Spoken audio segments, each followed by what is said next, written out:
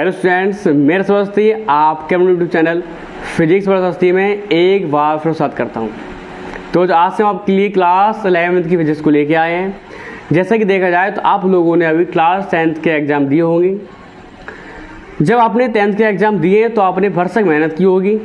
तो इतनी मेहनत आप लोगों ने की थी तो आपका रिजल्ट 100% अच्छा ही रहेगा। जी हमारी आप लोगों से पहले से ही शुभकामनाएँ। अच्छा रिजल्ट आएगा। जब आपने इतनी मेहनत की थी रिजल्ट भी आपका 100% अच्छा ही रहेगा। तो अब हम आज से शुरुआत करें क्लास 11th की फिजिक्स। जैसे कि देखा जाए तो आपका यह बेसिक यानी कि 11th फिजिक्स एक बेसिक है आपकी। यहाँ से आप आगे के लिए अपने आप को पूर्णतः तैयार करते हो। अगर यहाँ आपने आलस कर दिया तो समस्या आपके आगे हो सकती है। कंपटीशन में जाइए, कहीं भी लाइन किसी लाइन में जाइए आप, तो वहाँ डिफेंस लाइन की अगर बात करें तो लगभग 50 से 60% आपको 11th की फिजिक्स ही मिलेगी। 11th फिजिक्स यानी कि देखा जाए गजब का कॉन्सेप्ट, वास्तव में मान जाओगे आप लोग। 12th फिजिक्स को अगर अच्छा करना है तो 11th फिजिक्स पर इतनी मेहनत करनी पड़ेगी। जब आप 12th में आओ तो आसानी से उन बातों को समझ सको, इतनी मेहनत आप करनी पड़ेगी। और बहुत ही आसान तरीके से बात को हम समझाएंगे, तो आप जानते ही हो। आप उस बात को आप निष्फिक्र रहो, टेंशन फ्री रहो, आपको 100% हर एक बात समझ में आएगी। इसका मैं विश्वास दिलाता हूँ। बस आप लोग को जो काम आपको दिया जा रहा है कि आप पहले इस वीडियो को शेयर कर दीजिएगा, लाइक नहीं किया लाइक कर दीजिएगा, सभी को शेयर कीजिएगा। हर बच्चे को बताइएगा कि हमारे सर 11th फिजिक्स की शुरुआत उन्होंने कर दी है। कंटिन्यू डेली शाम को 7 बजे आपके लिए क्लास मिलेगी। डेली शाम को 7 बजे, ठीक है, इसको बता दिया हमने। तो चलो हम बात करते हैं जो हमारा 11th फिजिक्स का फर्स्ट चैप्टर यानी कि चैप्टर के बेसिक की शुरुआत है उस फिजिक्स की। बहुत ही जगह फिजिकल वर्ल्ड।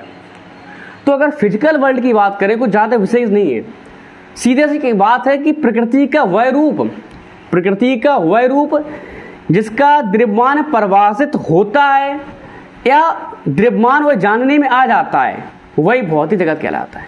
ये मानकर इसका द्रव्यमान हमें पता है। कोई वस्तु अगर द्रव्यमान उसका पता नहीं है, उसका माप पता लगाएंगे हम। सीधी बात समझो, अभी इतना समझना नहीं है कि प्रकृति का वह रूप जिसका द्रव्यमान अथवा जड़त्व परिभाषित तो होता है या जानने में आ जाता है, भौतिक जगत कहलाता है। इस संसार भौतिक जगत। चलो तो हम शुरुआत करते हैं साइंस। तो पहले हम साइंस से शुरुआत करेंगे। हम जो बेसिक डेफिनेशन यानी कि विज्ञान। अगर हम विज्ञान की बात करें तो विज्ञान शब्द की उत्पत्ति लैटिन भाषा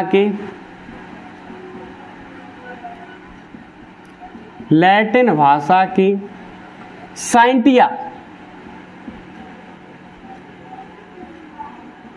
किससे? साइंटिया से हुई है। किससे हुई है? साइंटिया। लैटिन भाषा की कौन सा था? साइंटिया। और इस साइंटिया का तात्पर्य समझ तो नहीं आ रही देखो। इस साइंटिया का तात्पर्य होता है टू नो, अर्थात जानना। तो यहां से आप सीधी बात कह सकते हो। आप साइंस अर्थात विज्ञान यानी कि जानना। हमारे आसपास जो प्राकृतिक घटनाएं हैं उन सबके बारे में जानना ही विज्ञान कहलाता है। तो यहां से कह सकते हैं आप कि हमारे आसपास की चारों ओर है, हमारे आसपास चारों ओर, तो हमारे चारों ओर जितनी भी घटनाएं होती हैं उन सबके बारे में जानना ही विज्ञान कहलाता है। अब घटनाएं कैसी हैं? जैसे तारों का टिमटिमाना, सूर्योदय और सूर्यास्त का होना, प्रकाश का अपवर्तन होना, प्रकाश का परावर्तन होना। और से उदाहरण देखे जाए, कोई वस्तु ऊपर से नीचे आ रही है, वस्तु नीचे से ऊपर जा रही है, बताओ हैं। और आप साबुन का बुलबुला जो देखा आपने, उसका रंगीन दिखाई देना, या आप वहाँ कह सकते हो और आसमान में इंद्रधनुष का दिखाई देना। कोई वस्तु गतिमान अवस्था में जा रही है, इस तरीके से बहुत सी बातें। कोई वस्तु एक स्थिर अवस्था में रखी हुई है, कोई वस्तु घूम रही है, रोटेशन हो रहा है, प्रकाश दिखाई दे रहा है, ये सब क्या है? विज्ञान ही तो है। प्रकाश के कारण हमें वस्तुएं दिखाई दे रही हैं। बताओ, हम आपको दिखाई दे रहे हैं, बताओ। यही सब यानी कि जो हमारे उपकरण हैं, इलेक्ट्रॉनिक उपकरण जो आप आसानी से घर बैठे पढ़ रहे हो, ये सब किसकी देन है? ये सब विज्ञान की ही देन है। तो आई बात समझे, ये सब किसकी देन है? ये सब विज्ञान की ही देन है। तो यहां से एक बात कह सकते हैं हम, तो सीधी सी बात समझो, तो साइंटिया सुई का अर्थ क्या है? इसका मतलब होता है टू नो। अगर हम यहां से बात करें अरबी भाषा की, अगर बात करें तो अरबी भाषा में भी इस साइंस को कहा जाता था क्या? इल्म। क्या कहा जाता था? इल्म। और इस इल्म का तात्पर्य क्या है? इस इल्म का तात्पर्य होता था संगठित ज्ञान। क्या है? संगठित ज्ञान। तो अरबी भाषा की बात करें तो अरबी भाषा में क्या कहा गया? इसे इल्म कहा गया। इल्म क्या है? संगठित ज्ञान। तो लैटिन भाषा की साइंटिया शब्द लिया गया, इसका मतलब टू नो अर्थात जानना। यहां से आप कह सकते हो किसी भी विषय या वस्तु का क्रमबद्ध, सुव्यवस्थित व सुसंगठित ज्ञान को ही विज्ञान कहते हैं। बताओ, पहली बात हमने समझा विज्ञान क्या है। विज्ञान शब्द लैटिन भाषा के साइंटिया शब्द से लिया गया है। इसका मतलब क्या होता है? टू नो यानी कि जानना अर्थात क्या? हमारे आसपास, हमारे चारों ओर जो प्राकृतिक घटनाएं हो रही हैं, इन सब के बारे में जानना ही, यानी कि मानव की उत्सुकता होती है। हमारी उत्सुकता है, जैसे हम किसी वस्तु को देखा है, अरे किस तरीके से बल्ब जल रहा है, कैसे प्रकाश उत्पन्न कर रहा है, अगर ये मार्कस में चल रहा है, कैसे चल रहा है, हम चल रहे हैं, ये सब क्या है? एक हमारे अंदर एक्साइटमेंट होता है, एक्साइटमेंट हर तरीके को जानना। यानी कि विज्ञान, अगर आप विज्ञान पढ़ते हो, अगर आप में उत्सुकता है नहीं तो क्या मतलब विज्ञान पढ़ने का है? एक उत्सुकता पैदा करो। कोई आपने काम देखा रही इस तरीके से, ऐसे, यही सब क्या है? यही सब उत्सुकता, जो एक्साइटमेंट होता है, यानी कि हर किसी को जानना किस तरीके से कोई कार्य हो रहा है। तो यहां से आप कह सकते हो कि हमारे चारों ओर जितनी घटनाएं, हमारे आसपास जितनी भी घटनाएं होती हैं, उन सबका ज्ञान प्राप्त करना ही विज्ञान कहलाता है, या उन सबको जानना ही विज्ञान कहलाता है। ये कंडीशन है। चलो, तो अब हम यहाँ से अरबी भाषा में इल्म से लिया गया अर्थात संगठित ज्ञान। तो उसको हम तो नोट कर रहे हैं, क्या है? देखो, किसी भी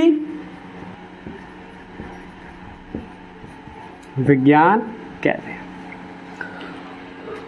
बात क्लियर? तो किसी भी वस्तु या विषय का, विषय यहाँ पर एक टॉपिक मतलब क्या है? जैसे हम बल की बात कर रहे हैं, उस बल की बात जानकारी प्राप्त करना, ऊर्जा की बात कर रहे हैं, ऊर्जा के बारे में जानकारी प्राप्त करना, गति की बात कर रहे हैं, गति के बारे में जानकारी प्राप्त करना, यही इस कंडीशन में। तो किसी वस्तु या विषय का क्रमबद्ध, सुव्यवस्थित एवं सुसंगठित ज्ञान को विज्ञान कहते हैं। बताओ कहाँ समस्या आई? तो यहां से हमने विज्ञान को भली बात ही समझा, यानी कि मानव की जो उत्सुकता होती है, मानव की प्रत्येक वस्तु के बारे में जानकारी प्राप्त करने की उत्सुकता होती है, इसी उत्सुकता को यानी कि लिखा गया है टू नो, जानना, इसी जानने अर्थात इसी टू नो, इसी ज्ञान प्राप्त करने को विज्ञान कहते हैं। बताओ क्लियर बात? चलो, हाँ, विज्ञान की शाखाओं की बात करें तो विज्ञान की शाखाओं की फिजिक्स, केमिस्ट्री, बायोलॉजी बता चुके हैं। फिजिक्स, केमिस्ट्री और बायोलॉजी अर्थात भौतिक विज्ञान, रसायन विज्ञान और जीव विज्ञान। चलो हम शुरुआत करते हैं भौतिक विज्ञान। इस नोट करो पहले आप, यहां तक बात क्लियर है? या एक बात हमने और समझाई थी, यहां से आपको क्या समझाई थी हमने कि हमारे आसपास प्राकृतिक घटनाएं के बारे में जानकारी प्राप्त करना है विज्ञान कहलाता है। इसको भी नोट कर ले सकते हैं आप, ठीक, कोई दिक्कत वाली बात नहीं। चलो सब करो उसको। अब हम बात करेंगे फिजिक्स की। किसकी बात करें? फिजिक्स की बात करें। चलो अब हम बात करते हैं फिजिक्स।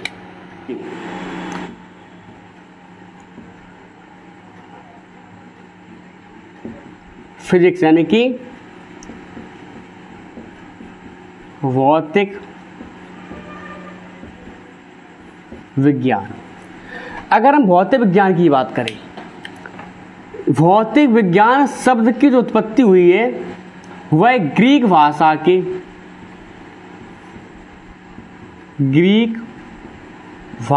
फ्यूसिस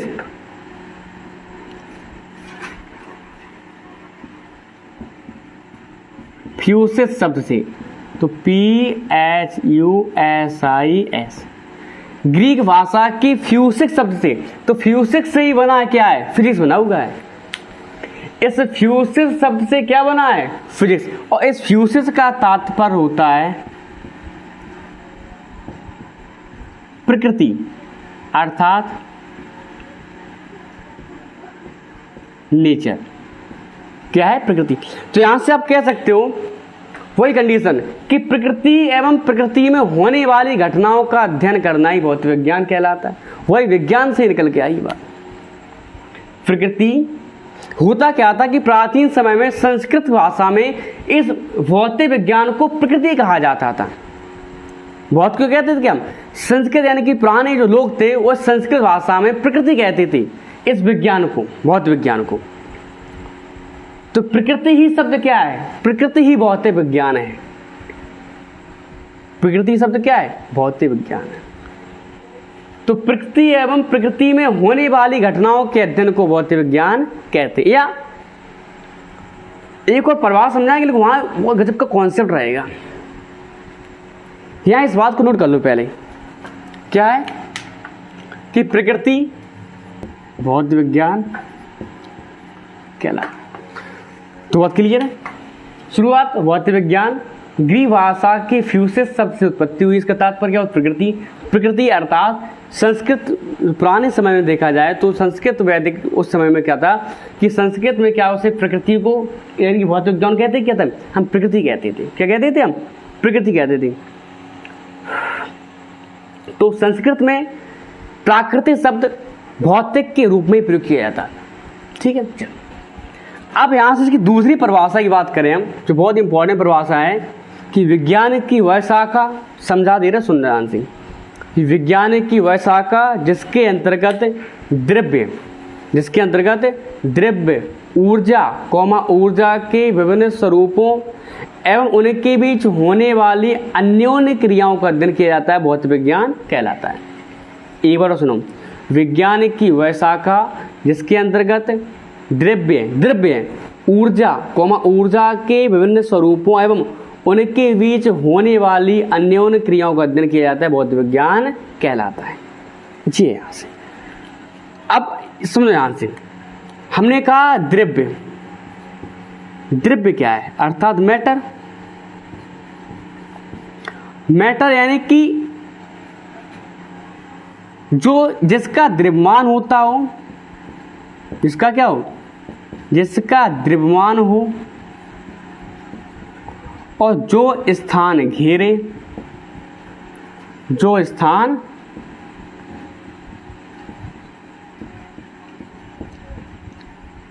घेरता हो और जिसका अध्ययन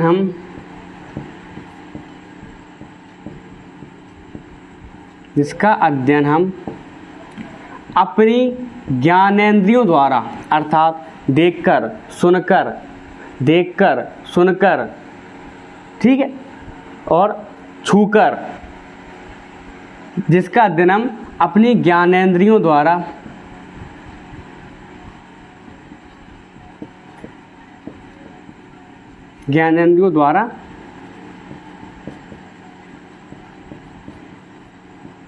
करते हैं।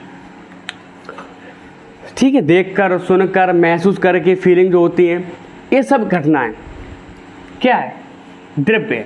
तो जिसका द्रव्यमान हो, मार्कर है, द्रव्यमान इसका है, स्थान भी घेर रहा है, अध्ययन भी कर रहे हैं, हम छू कर देखो अध्ययन किया हमने, मार्कर है, देखा हमने, हवा चल रही है, महसूस करते हो आप। अगर कहीं आप बाहर चलेगा, लपट चल रही, देखो बाहर तो और बहुत लपट चल रही, वो गर्म हवा, तो गर्म हवा दिखाई दे रही कि मैं गर्म हवा हूँ, महसूस ही तो होती है गर्म हवा, जैसे कूलर के सामने आए, बोले अरे आनंद आ गया। ठंडी हवा आई, बोले ठंडी हवा में लग रही है। तो ये सब क्या है, महसूस करते नहीं करते हम। पानी, अगर कोई गर्म पानी हो, हाथ डालोगे तो गर्म लगेगा। बताओ, भाप निकलती है, भाप के माध्यम से आप समझ सकते हो पानी गर्म है। ठंडा पानी है, उसमें हमने हाथ डाला, ठंडा पानी लगा। ये सब क्या है? तो सीधी सी बात समझो, द्रव्य क्या है? जिसका द्रव्यमान हो, जो स्थान घेरता हो, जिसका अध्ययन अपने ज्ञानेंद्रियों द्वारा प्रत्यक्ष या अप्रत्यक्ष रूप, एक बात यहां पर रह गई, ज्ञानेंद्रियों द्वारा किस रूप से? प्रत्यक्ष या अप्रत्यक्ष,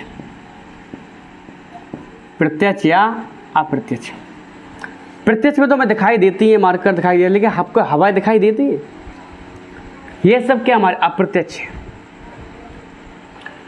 अब जैसे लिख दे रहे हैं यहाँ पर, जैसे आपका एग्जाम्पल की बात करें, जैसे पत्थर हो गया, पत्थर है, कोई पुस्तक है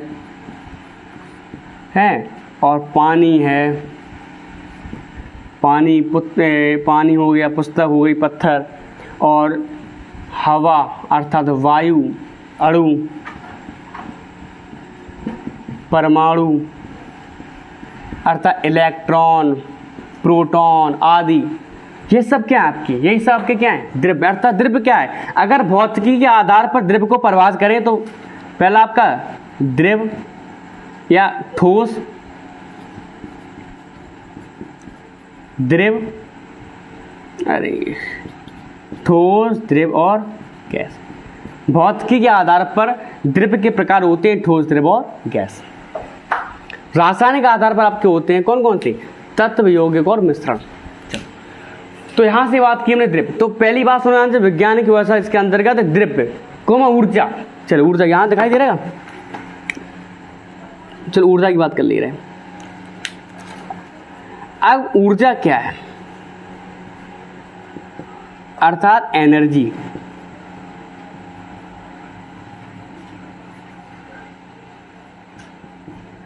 एनर्जी की बात करें तो सीधी सी बात, एक बात हमने समझी थी कि किसी वस्तु के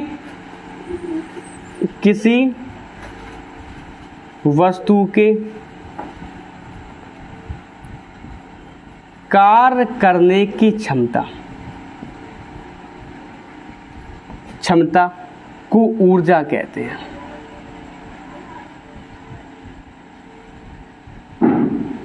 ऊर्जा कहते हैं। तो किसी वस्तु के कार्य करने की क्षमता को ऊर्जा कहते हैं।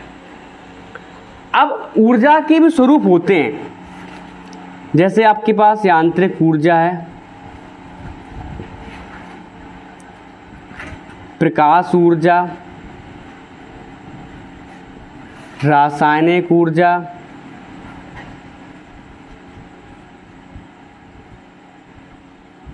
ध्वनि ऊर्जा, ठीक है, प्रकाश ऊर्जा, नाभिकीय ऊर्जा है,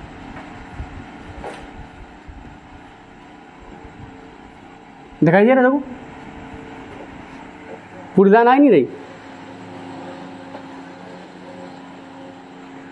नाभिकीय ऊर्जा, पवन ऊर्जा,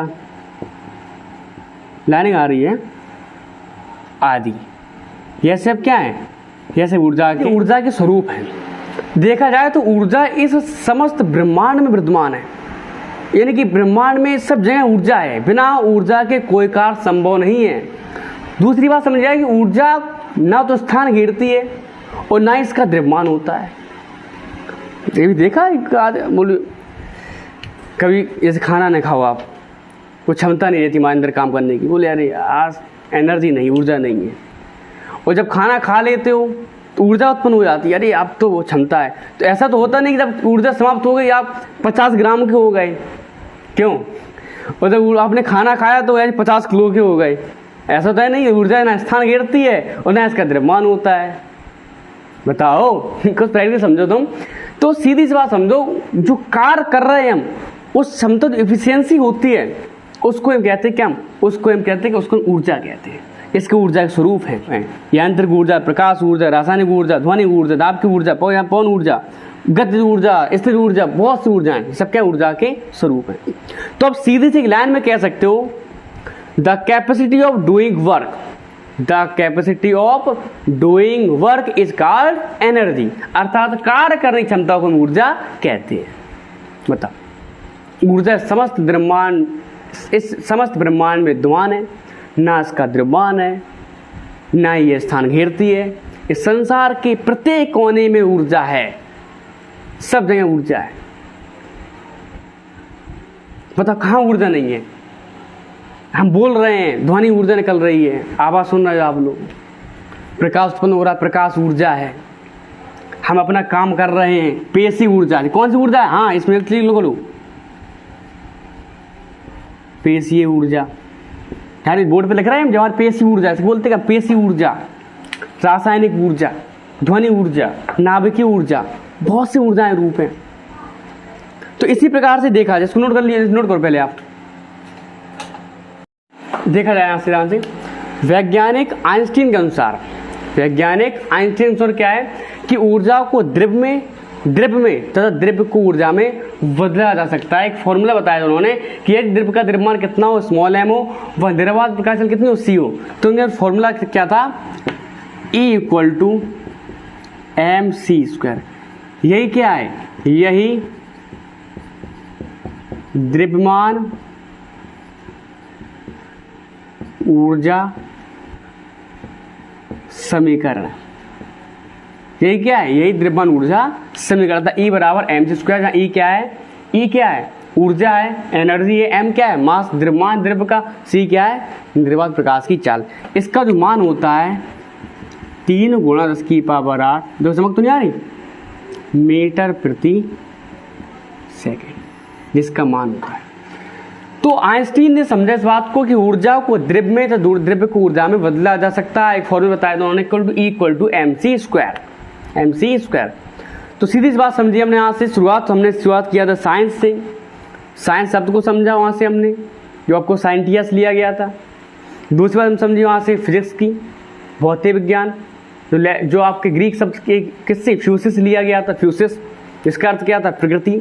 तो प्रकृति में प्रकृति घटनाओं के बारे में अध्ययन करना ही भौतिक विज्ञान कहलाता है।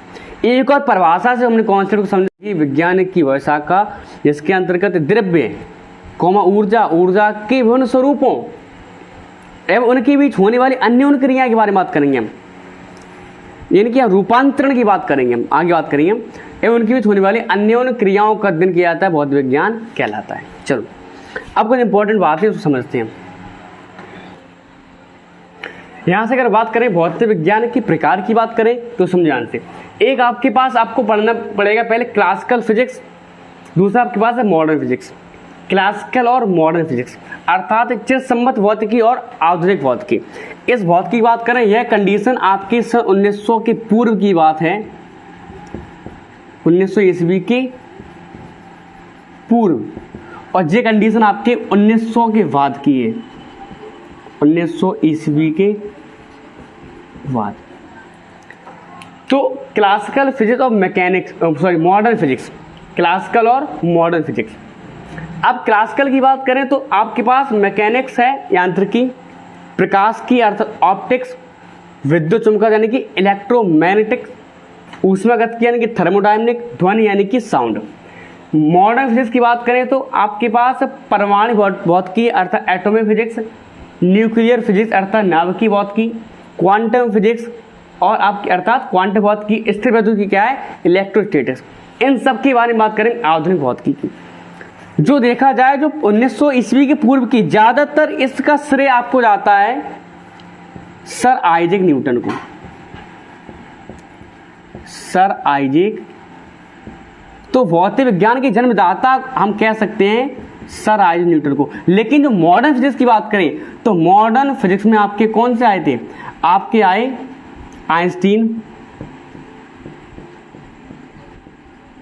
और गैलीलियो।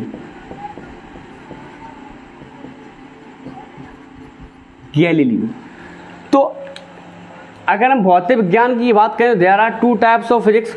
नंबर 1 आपका classical physics, number 2 modern physics, यानी कि चिरसम्मत भौतिकी और आधुनिक भौतिकी। यहाँ आपके प्रकार आपको पढ़ेंगे मॉडर्न आपकी मैकेनिक्स, प्रकाश की, विद्युत चुंबकत्व, ऊष्मागतिकी, ध्वनि और आगे बात करें 2 लेवल में तरंगे, ठीक सब चले जाएगा। परमाणु भौतिकी, नाभिकीय भौतिकी, क्वांटम भौतिकी, स्थिर वैद्युतिकी, ये सब कंडीशन हमारे पास है। और कुछ था, और कड़ी भौतिकी ना, ठीक है, यही कंडीशन है हमारे पास। चलो हाँ, तो 1900 ईस्वी के पूर्व की जो भौतिकी उसको श्रेय किसके पास जाता है? सर आइजैक न्यूटन के पास जाता है। लेकिन 1900 के बाद की जो फिजिक्स निकल के आई है, जो मॉडर्न फिजिक्स है, उसका श्रेय जाता है आइंस्टीन और गैलीलियो को। यह कंडीशन है। बताओ, ये हमारी फिजिक्स यहाँ से या बेसिक है फिजिक्स का। अब इसको नोट हो पाएगा, इसका आप इसको ले लीजिए आप सही से।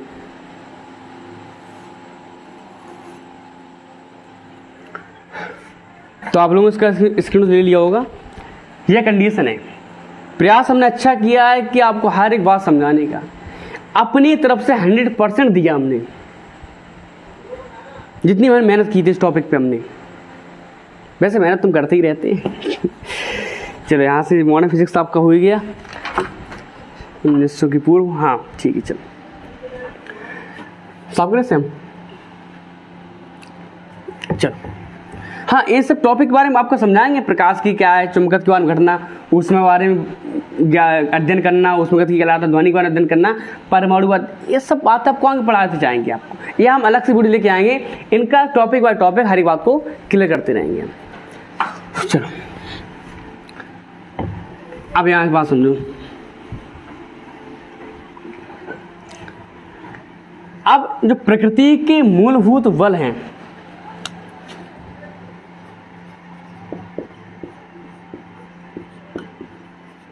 प्रकृति में मूलभूत बल जो हैं वो आपके 4 प्रकार से हैं। किन प्रकार से हैं? 4 प्रकार से। नंबर 1 आपका आ जाता है, कौन सा बल? नंबर 1 आपका बल आ जाएगा गुरुत्वाकर्षण बल।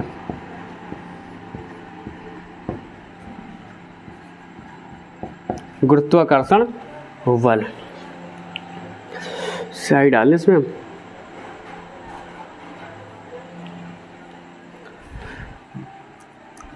नंबर 2 आपका आ जाता है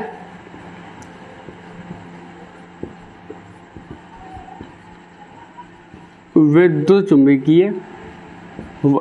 नंबर 3 आपका आ जाता है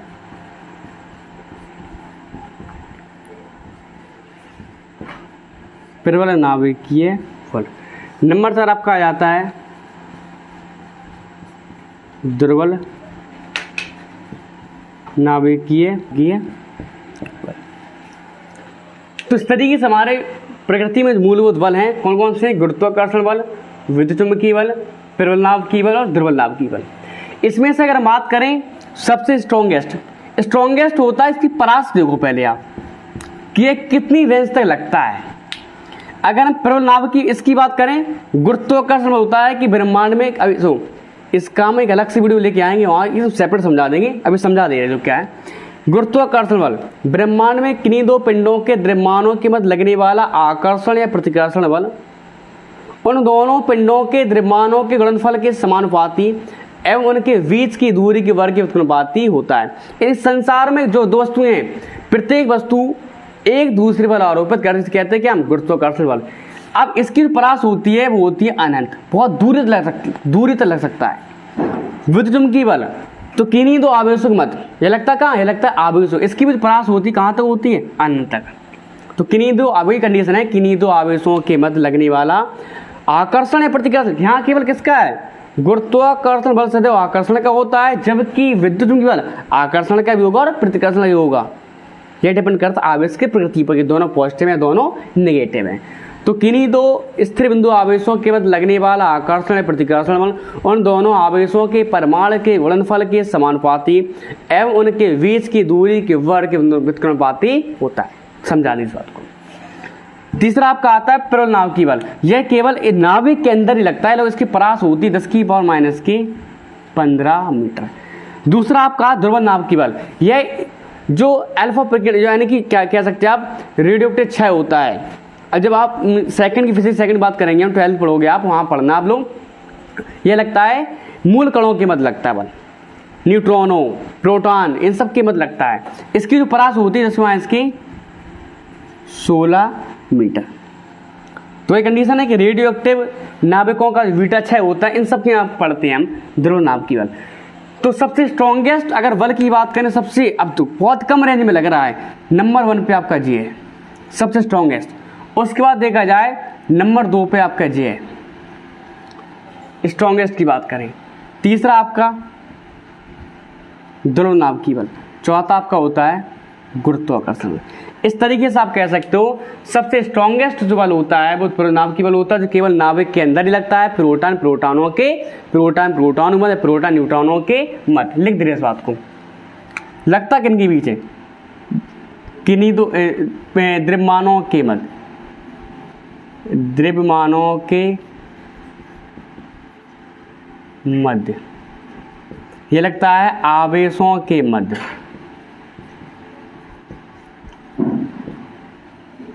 और ये लगता है प्रोटॉन या प्रोटॉन न्यूट्रॉन के मध्य। ये लगता है मूल कणों के मध्य, या रेडियो एक्टिव बीटा क्षय गामा क्षय होता है इन सबके, तो मूल कणों के मध्य। तो सबसे स्ट्रॉन्गेस्ट बल ध्रुव नाभिकीय बल। उसके बाद आपकी रेंज इसकी आती है विद्युत चुम्बकीय बल का होता है, क्योंकि ये अनंत दूरी तक लगता है, बहुत ही स्ट्रॉन्गेस्ट होता है बल। उसके बाद आपका ध्रुव नाभिकीय बल, उसके बाद आपका क्या गुरुत्वाकर्षण बल। यहाँ से बात क्लियर होती हुई बताओ, ये हमारी कंडीशन है। अब इन सब के बारे में आपसे आगे बात करेंगे, 1 बाय 1 लेके आएंगे, इस सब चारों बातों बात करेंगे। अब उसी दिन आपका चैप्टर शुरू कर देंगे, आपका चैप्टर फर्स्ट आपका जो है मात्रा एवं मापन। आज हमने फिजिक्स का बेसिक समझा, फिजिक्स का बेसिक क्या है, फिजिक्स क्या विज्ञान थी, इस सब बात को हमने समझा। बहुत मेहनत हमने इस वीडियो पर की है। तो अगर आपने इस वीडियो को अभी तक शेयर नहीं किया, शेयर कर दीजिएगा, लाइक नहीं किया लाइक कर दीजिएगा, सभी बच्चों को शेयर कर दीजिएगा, बताइए बच्चों, हर बच्चों बताइएगा, इतनी मेहनत आपको करनी पड़ेगी। ठीक है, तो आज के लिए इतना ही। अब हम आपसे आगे बात करेंगे जो आपका चैप्टर शुरुआत ही करेंगे चैप्टर की हम, जो आपका चैप्टर आपका फर्स्ट है मात्रा एवं मापन। ठीक है बच्चों, आज के लिए इतना ही। थैंक यू बच्चों।